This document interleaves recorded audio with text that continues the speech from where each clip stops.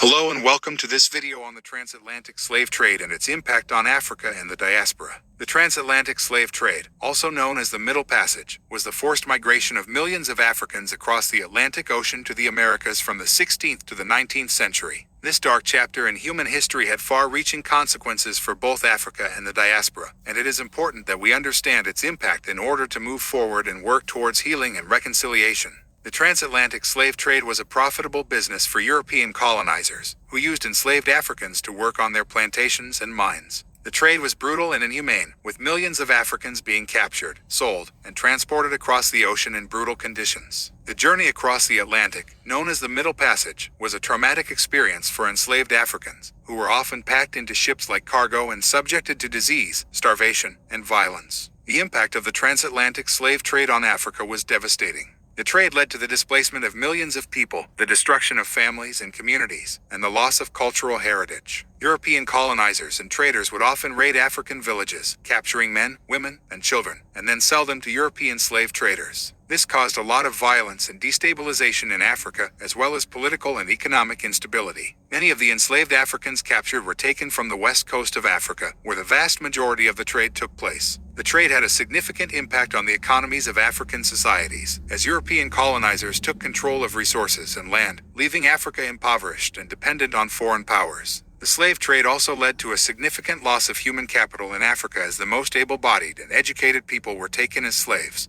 This made it difficult for Africa to develop and progress economically and socially. For those enslaved Africans who survived the journey across the Atlantic, their experiences in the Americas were no better. They were treated as property, subjected to brutal violence and exploitation, and denied their basic human rights. Enslaved Africans were forced to work long hours in harsh conditions, and were often punished severely for even the slightest infraction. They were also denied the right to marry, have families, or practice their own cultural and religious traditions. The legacy of slavery continues to impact the descendants of enslaved Africans.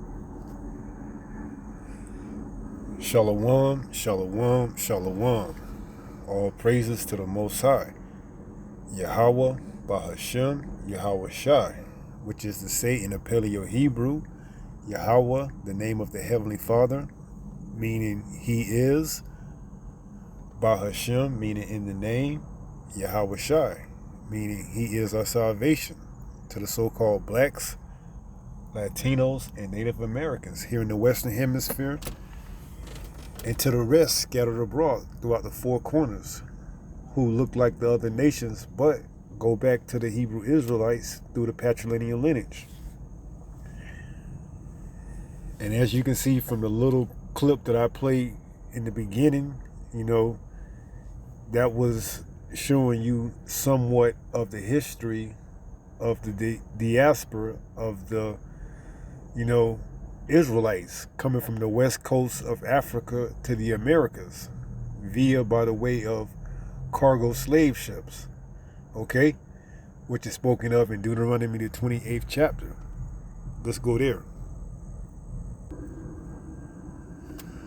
Okay, this is Deuteronomy 28th chapter and the last verse, which is 68, and it says, "And Yahweh shall bring thee into Egypt again with ships, by the way whereof I spake unto thee. Thou shalt see it no more again, and there ye shall be sold unto your enemies for bondmen and bondwomen, and no man shall buy you." Right. So this passage that they call the Middle Passage was us, speaking of the Hebrew Israelites being bought from Egypt, Africa, to the modern day Egypt, the Americas, particular, the America, speaking of the USA, the United States, which is the modern day, Egypt, which is spiritual Egypt, and being, sold as bondmen and bondwomen, which are slaves. So it says, Deuteronomy 28 and 68, "And Yahweh shall bring thee into Egypt again with ships." Now, when did we ever go back to Egypt after we left? We didn't. By the way of ships, we didn't. Okay?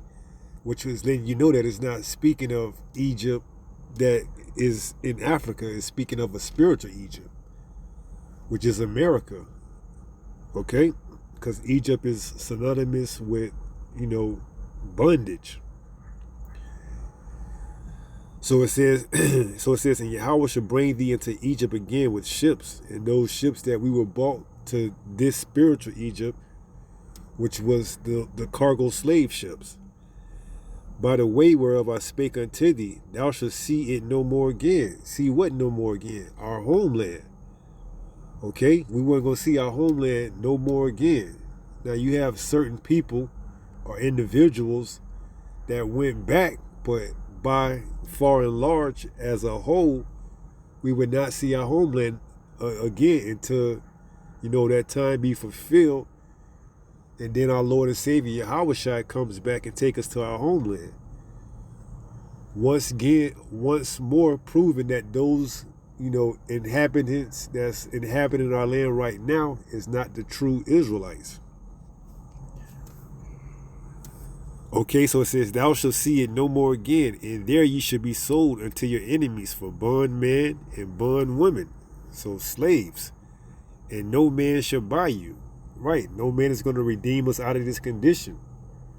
Okay, so you can have all your Martin Luther Kings, your Marvin Garvins, your Malcolm X, whoever. We're not going to be bought or redeemed out of this condition.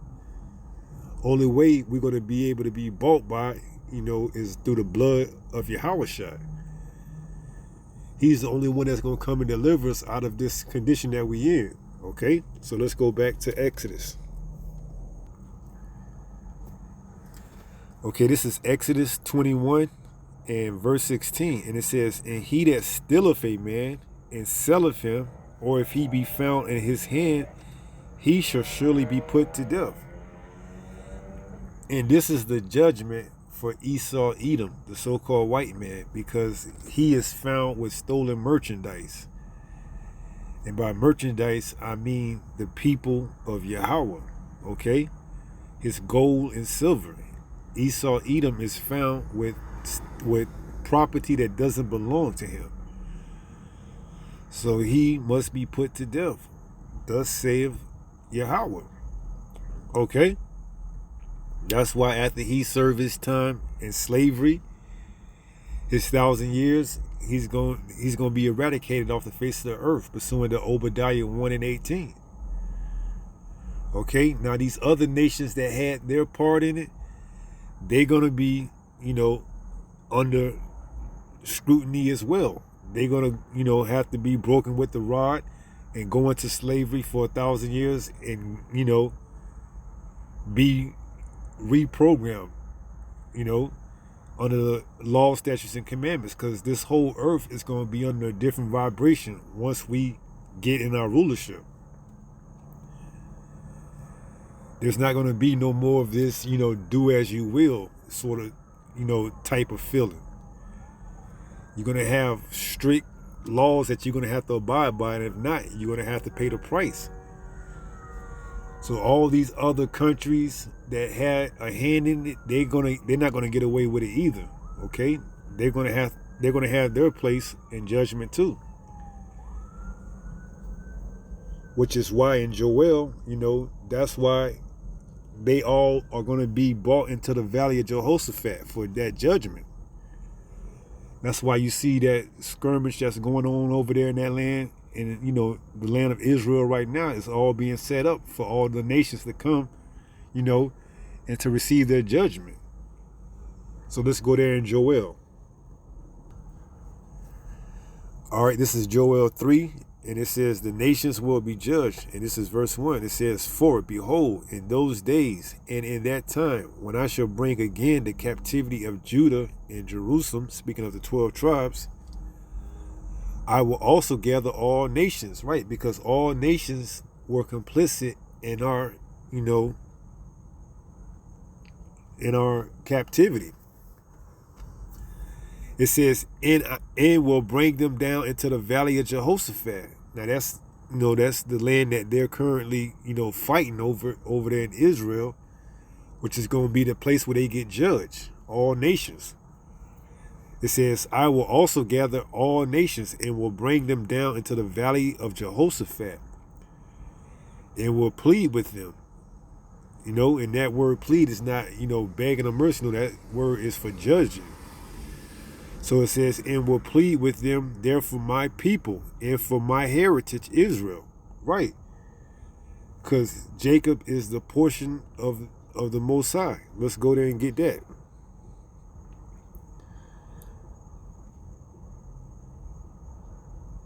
This is Deuteronomy 32.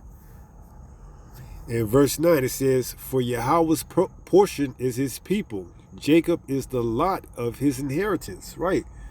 So they, like I said, Esau, Edom, the so-called white man, was found with stolen merchandise that don't belong to him. So his judgment is, is going to be that what? He's going to be cut off.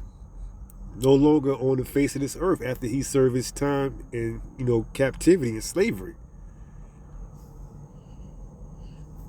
Now going back to Joel 3.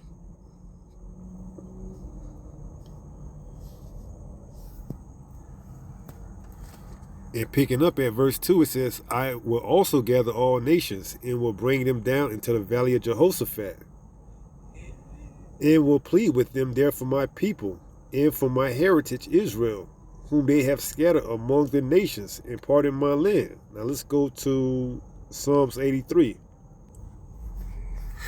All right, this is Psalms 83, and let's go to verse 2. It says, for lo, thy enemies make a tumult, and they that hate thee have lifted up the head.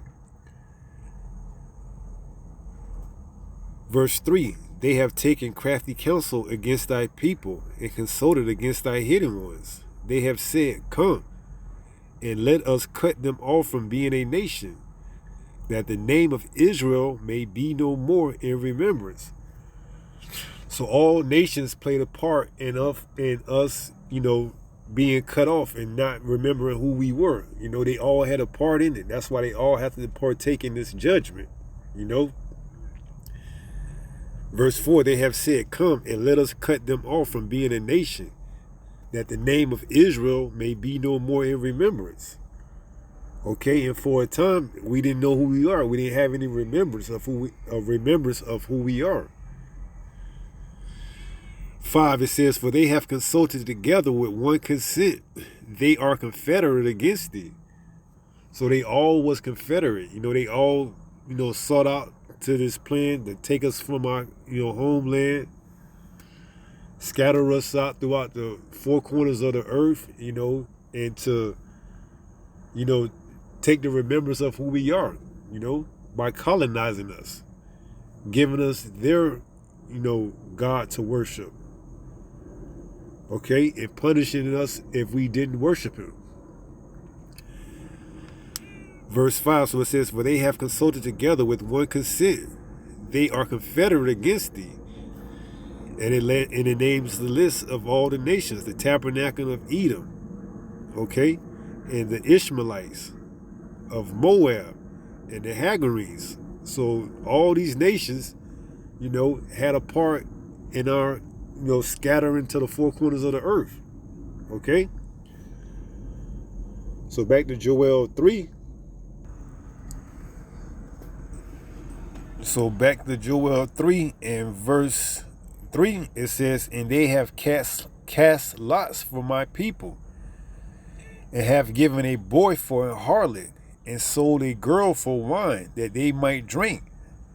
So they, capitalized off of our downfall. They separated the families. They sold a girl for what? For wine, and a boy for harlot.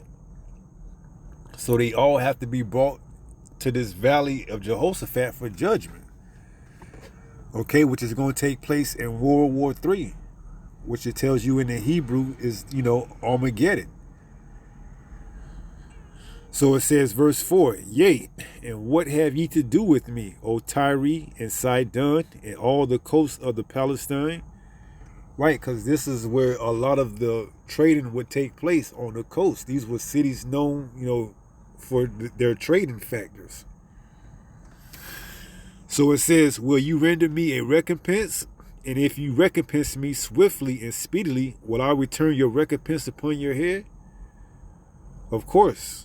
Okay, so it says, verse 5, because ye have taken my silver and my gold, speaking of, his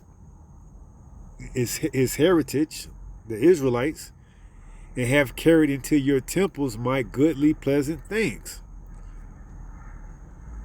The children also of Judah and the children of Jerusalem have ye sold unto the Grecians. Okay, so we were sold amongst the Grecians, which are the Greeks, and we were sold throughout the transatlantic slave trade.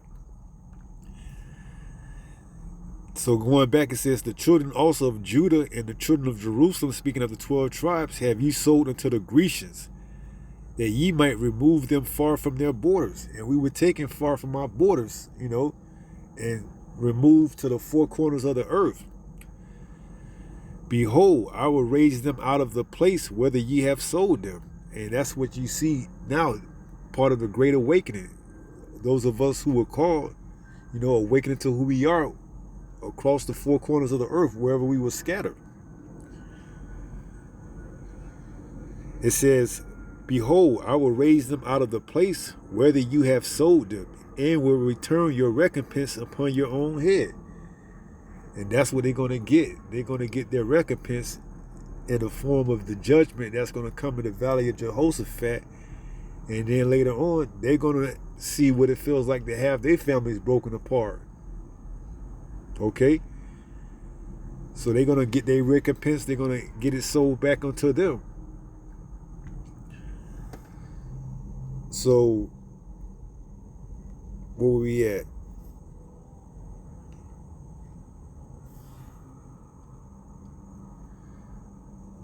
Let's go to Zechariah 5 and verse 3. It says, let's jump up to 2. Let's start at 1. Then I turned and lifted up my eyes and looked, and behold, a flying roll. And he said unto me, what seest thou? And I answered, I see a flying roll. The length thereof is 20 cubits, and the breadth thereof 10 cubits. Then said he unto me, this is the curse that goeth forth over the face of the whole earth. For everyone that stealeth shall be cut off as on this side according to it. And everyone that sweareth shall be cut off as on that side according to it. Right. So these chariots are going to be a curse to these other nations, because they're going to be cut off. They're going to be what? It says, for everyone that stealeth shall be cut off as on this side according to it. Now speaking of the Edomites, because they were found with stolen merchandise. And everyone that sweareth shall be cut off as on that side according to it. And the other nations as well, because they was complicit, with our scattering and us being sold, throughout the four corners of the earth. Verse 4, I will bring it forth, saith Yahweh of hosts, and it shall enter into the house of the thief, and unto the house of him that sweareth falsely by my name. And it shall remain in the midst of his house, and shall consume it with the timber thereof and the stones thereof. Right, so that lines up with Obadiah 1 and 18. The house of Jacob. Let's go there.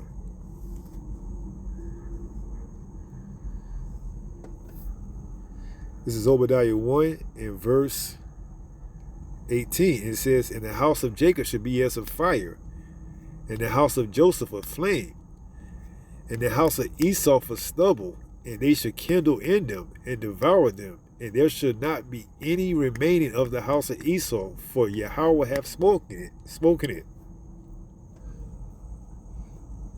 So there you have it. There's not going to be any more remaining of the house of Edom, which is Esaw, which is the so-called white man, for his role, that he played in separating us from our family, taking us and selling us, and being found with stolen merchandise, pursuant to what? Exodus 21 and 16, where it says, and he that stealeth a man and selleth him, did not Esau Edom steal us from off the coast, the west coast of Africa, and sell of him? Did not he sell us to other European slave traders and break up our families? Or if he be found in his hand, are we not still found in his hand to the day? We haven't went back to our homeland yet, and we're not going to go back. It's spoken of that Yahweh is going to bring us back. Let's go to Ezekiel 36. And let's pick up at verse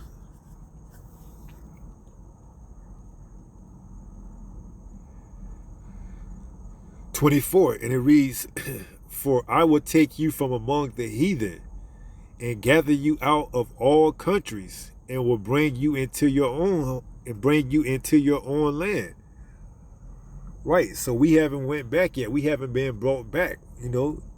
Yahweh's going to stretch out his hand, which we know is his, by the way of his only begotten son Yahweh, and bring us back into our own land.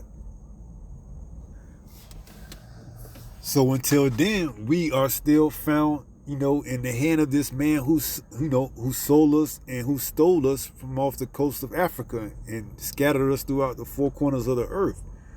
So he has to pay for his sins, He has to pay for his unrighteous acts that he has did. And the other nations as well, because they all were complicit in our, captivity. Okay, so let's read that again. It says, For I will take you from among the heathen and gather you out of all countries, and will bring you into your own land.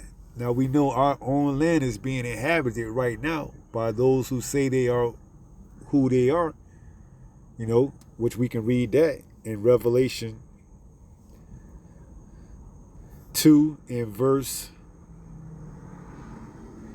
9. I know thy works and tribulation and poverty, but thou art rich, and I know the blasphemy of them which say they are Jews and are not, but are the synagogue of Satan. Right, so there's the people that say that they who we are, but indeed are not, but are the synagogue of Satan. Okay, so they being, led to this, to that conclusion because they have a judgment that's awaiting them. And that's going to be part of World War III. So going back to where did we leave off at? Ezekiel 36 and 24. Let's jump up and read 22. It says, Therefore say unto the house of Israel, Thus saith the Lord power, I do not this for your sakes, O house of Israel, but for my holy name's sake, which ye have profaned among the heathen, whither ye went. Right. So we had to pay for our sins. We were scattered throughout the four corners of the earth. Now Yahweh is gathering us back. He's going to gather us back in the end times for his, holy name's sake.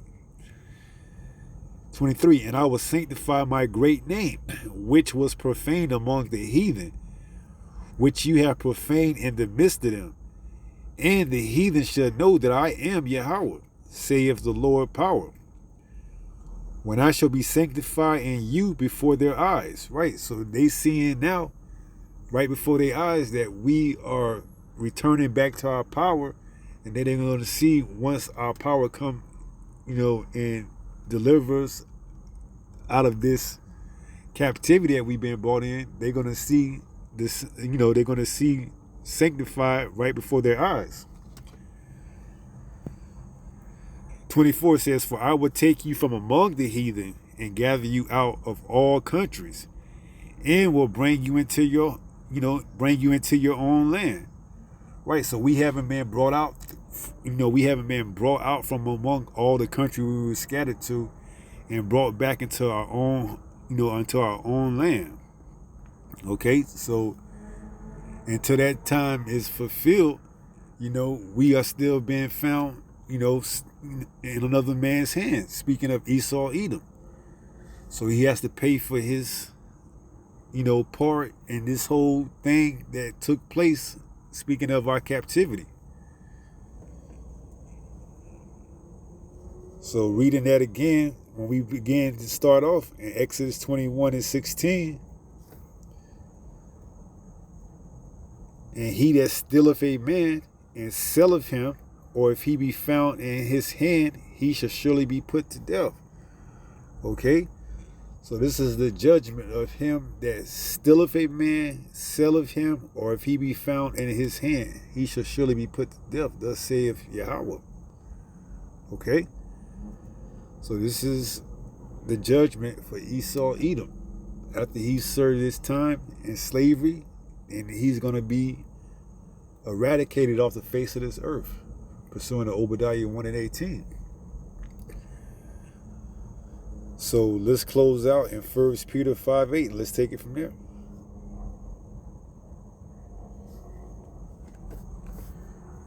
This is 1 Peter chapter 5 and verse 8. It reads, "Be sober, be vigilant, because your adversary the devil, as a roaring lion, walketh about seeking whom he may devour."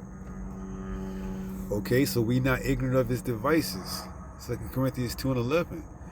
We know who he is. We know his judgment that's going to take place, and we know the reason why. Okay? So be sober. Don't fall for any old nonsense that he's pitching to you in these last days. Okay? The transatlantic slave trade did take place. He would like to get you to forget all about that, and like it says in Daniel 7:25,